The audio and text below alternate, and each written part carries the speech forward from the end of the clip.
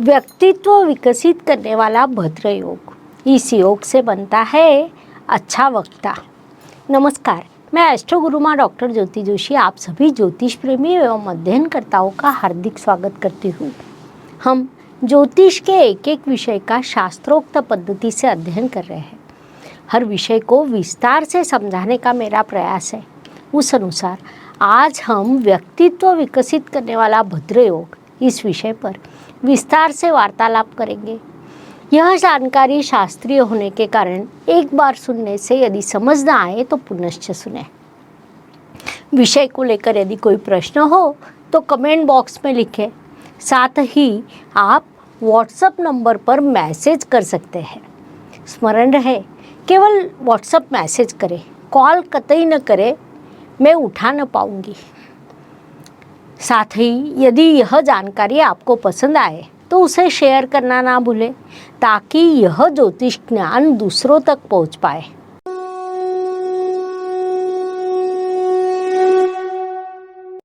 जातक के कुंडली में भद्र योग बुध ग्रह द्वारा निर्माण होता है।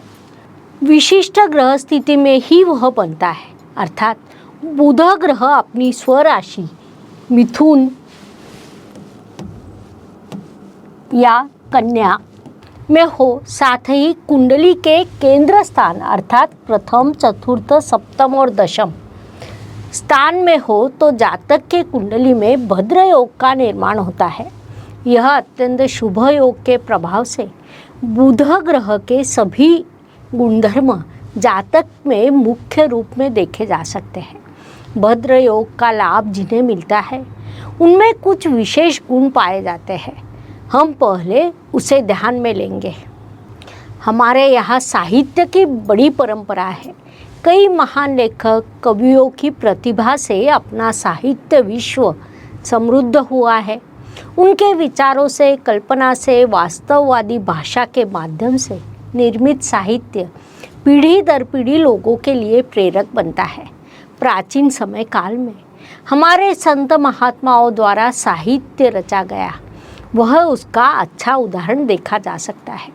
उनके साहित्य से मनुष्य को जीवन विषयक उचित मार्गदर्शन प्राप्त होता है। ऐसे कई लेखक कवि हुए हैं और आज भी है, लेकिन उन सभी का साहित्य लोकप्रिय नहीं हुआ। उन सभी की साहित्य कृति लोगों को पसंद नहीं आई। जिनके साहित्य को लोक मान्यता मिली है उन्हीं को लोग पसंद करते हैं। पुस्तक का विमोचन होने के बाद अत्यंत कम अवधि में प्रथम संस्करण की बिक्री हो जाती है। अपने साहित्य के बल पर ऐसे लोग बड़ी प्रसिद्धि एवं सुख प्राप्त करते हैं। यह उनके कुंडली में बुध ग्रह की स्थिति और उससे निर्माण भद्र योग की कृपा के कारण है। एक और उदाहरण दिया जाए तो हमारे पास कई आसपास लोग होते हैं जो लगातार बोलते रहते हैं। कई बार उनकी बातों को सुनना असह्य हो जाता है, लेकिन कई लोग ऐसे भी होते हैं जो अपने संवाद कौशल्य को उचित उपयोग करते हैं। उसमें से कुछ लोग अच्छे व्याख्याता एवं विचारवंत बनते हैं। उनका भाषण सुनने के लिए लोग उत्सुक रहते हैं। उनके विचारों को सुनकर कई लोगों का जीवन बदल जाता है। उनकी मीठी वाणी सीधे अंतःकरण को छू जाती है। ऐसे लोग प्रसिद्धि के वलय में रहते हैं। लोग उन पर, उनके विचारों पर बड़ा प्रेम करते हैं। आज के तंत्रज्ञान के युग में फेसबुक या यूट्यूब जैसे साधनों की मदद से ऐसे लोगों को बड़ी सफलता मिलती है। यह भी बुध ग्रह और उसके द्वारा निर्मित भद्र योग के प्रभाव से हो सकता है। बुध को बुद्धि का कारक ग्रह माना जाता है, इसीलिए बुध के प्रभाव जिस व्यक्ति पर हो उसमें अद्भुत बुद्धिमत्ता होती है। Please like, share and subscribe the channel और हाँ, बेल आइकॉन दबाना ना भूलें। धन्यवाद। उसी के बल पर वह साहित्य एवं वक्तृत्व में विशेष सफलता प्राप्त करते हैं। उसी के बल पर वह जीवन के सभी सुख, मान सम्मान, प्रतिष्ठा प्राप्त करता है। उसके कुंडली में बुध के शुभ प्रभाव से ऐसा होता है। इस शुभ बुध को यदि भद्र योग का साथ मिले तो जातक के जीवन में चमत्कार होते हैं। बुध को बुद्धि का कारक ग्रह माना जाता है। कुंडली में भद्र योग वाले जातक के पास अद्भुत बुद्धिमत्ता होती है।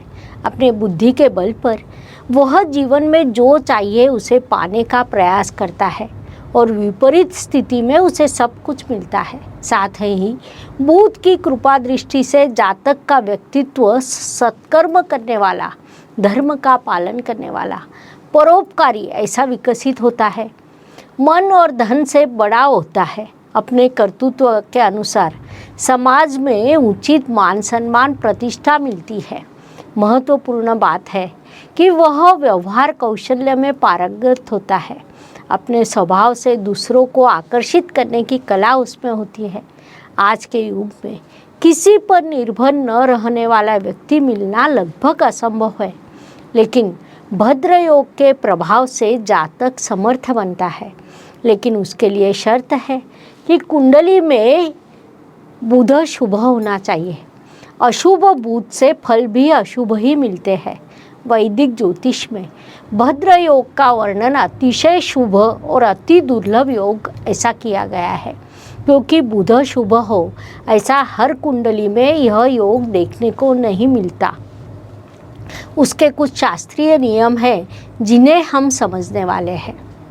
मिथुन और कन्या यह बुध की स्वराशियाँ है।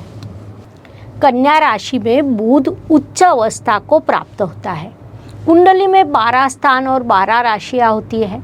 किसी कुंडली के प्रथम स्थान में बुध ग्रह उपस्थित है तो वहाँ मिथुन या कन्या राशि आती है तो भद्र योग बनने की संभावना कितनी है? हमारे पास 12 राशियाँ और कुंडली में 12 स्थान हैं।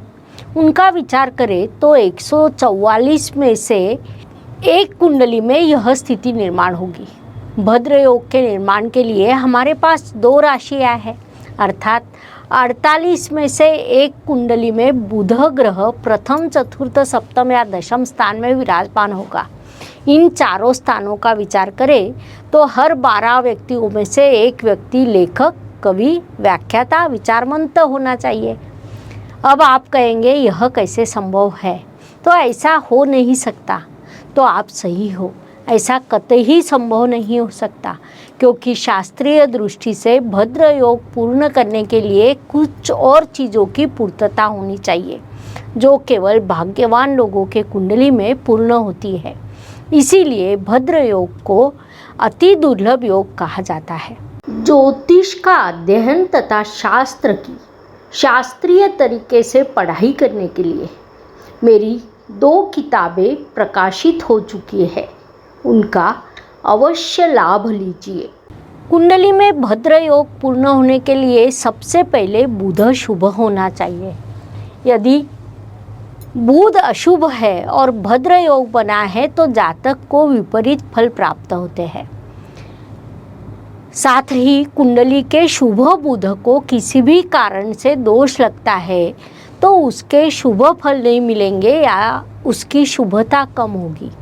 कुंडली के शुभ बुध को यदि अन्य शुभ ग्रहों का साथ मिल जाए तो उसकी शुभता में वृद्धि होती है, लेकिन शुभ बुध यदि अशुभ ग्रहों की दृष्टि में हो तो दोष निर्माण होता है। भद्र योग की शुभता कम होती है। इसीलिए जातक की कुंडली देखते समय सबसे पहले बुध के शुभत्व को देखना चाहिए। यदि बुध शुभ है तो भद्र योग निर्माण होता है। बुध को कोई दोष नहीं लगा है यह भी देखना चाहिए, क्योंकि उसी पर भद्र योग की शक्ति कितनी है और वह कितने शुभ फल दे सकता है यह समझ में आता है।